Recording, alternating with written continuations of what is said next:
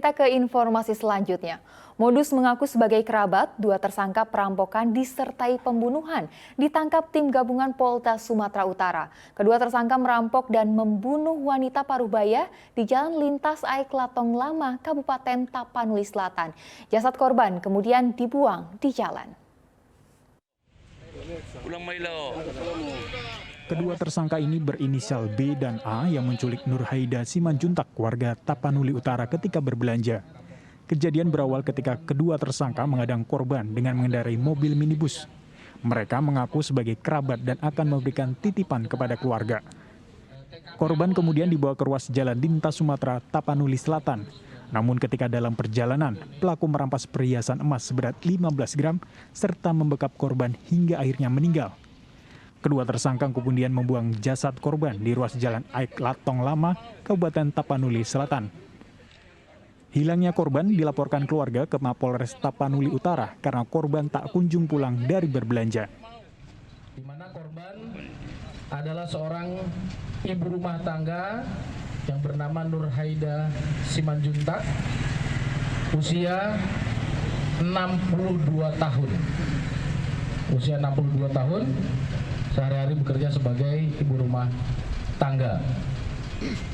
Ditemukan kepada korban, terhadap korban adanya dugaan tanda-tanda kekerasan.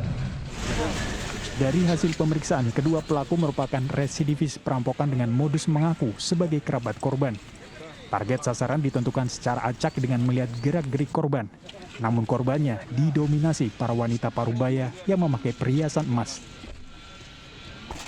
Tuti Alawiyah Lubis melaporkan dari Kota Medan. Sejumlah pekerja migran Indonesia atau PMI yang disekap dan disiksa di Kamboja telah pulang ke tanah air. Namun masih ada kekhawatiran dari orang tua PMI di Kabupaten Deli Serdang yang menunggu anaknya pulang.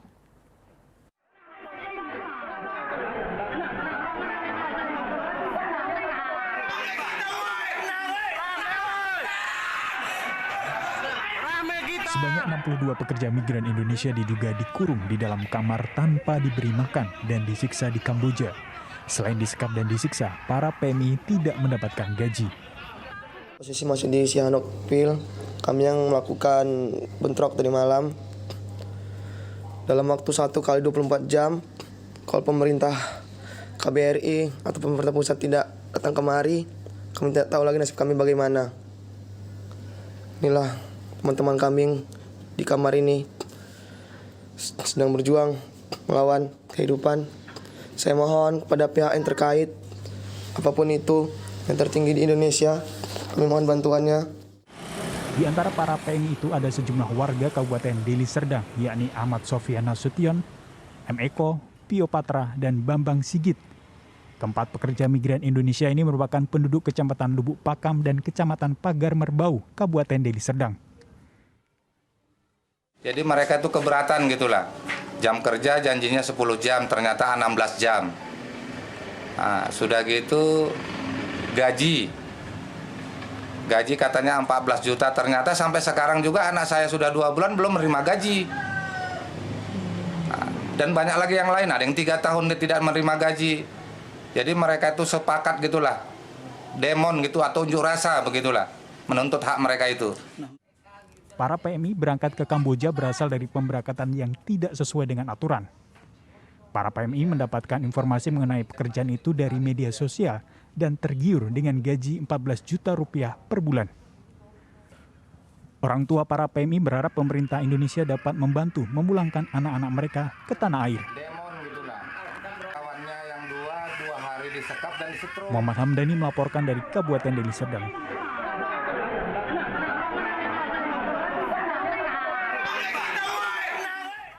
Sebanyak 164 kepala desa se-Kabupaten Langkat periode 2022 hingga 2028 dilantik oleh PLT Bupati Langkat di Pendopo Jentera Malai, Kabupaten Langkat.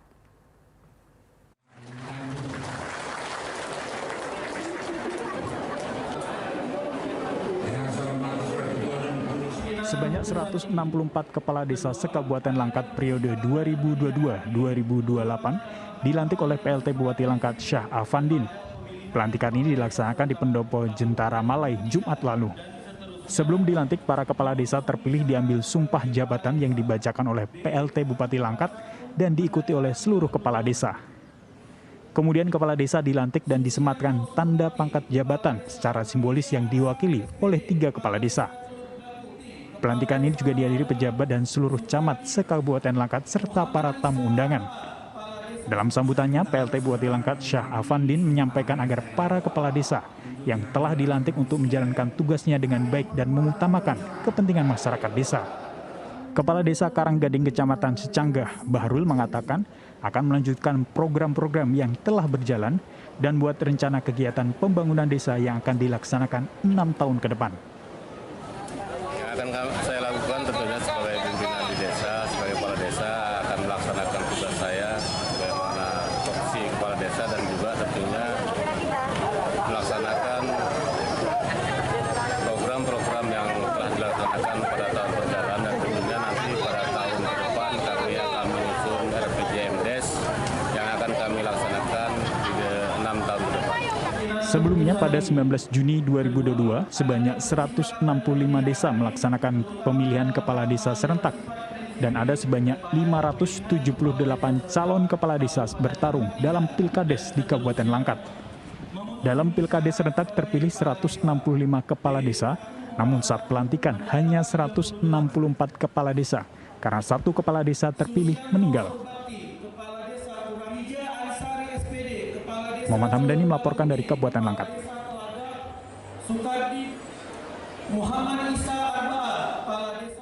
Jika ingin merasakan nuansa pantai seperti di Pulau Dewata, tidak perlu jauh-jauh harus pergi ke Bali. Sumatera Utara punya sebuah wisata pantai yang mirip dengan pantai di Bali. Saya ajak Anda menikmati suasana pantai ala Bali di Kecamatan Perbaungan, Kabupaten Serdang Bedagai.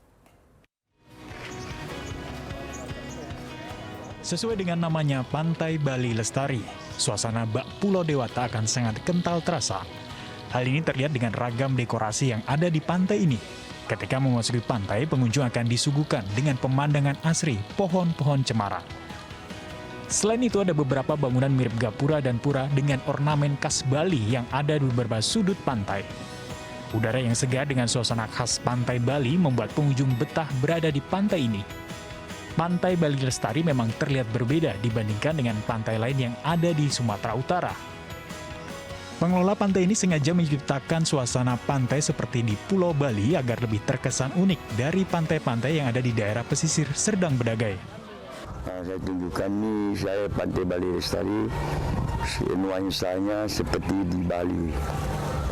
Jadi semua itu termasuk ya yang ada di Bali, ya termasuk patung-patung, ada parasailing, main-main anak-anak, ya semua sama dengan di Bali.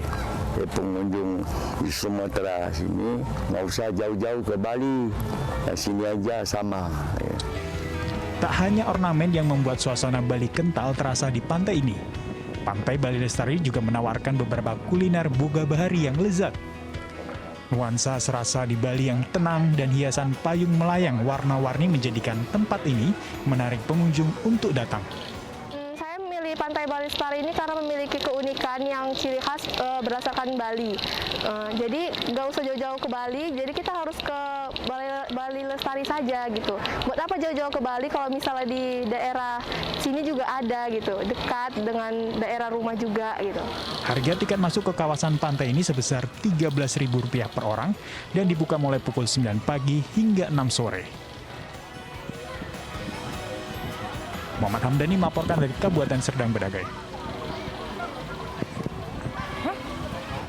Dan informasi tadi mengakhiri berita Medan hari ini. Saya Tia Anissa, berterima kasih atas perhatian dan kebersamaan Anda. Selamat beraktivitas dan sampai jumpa.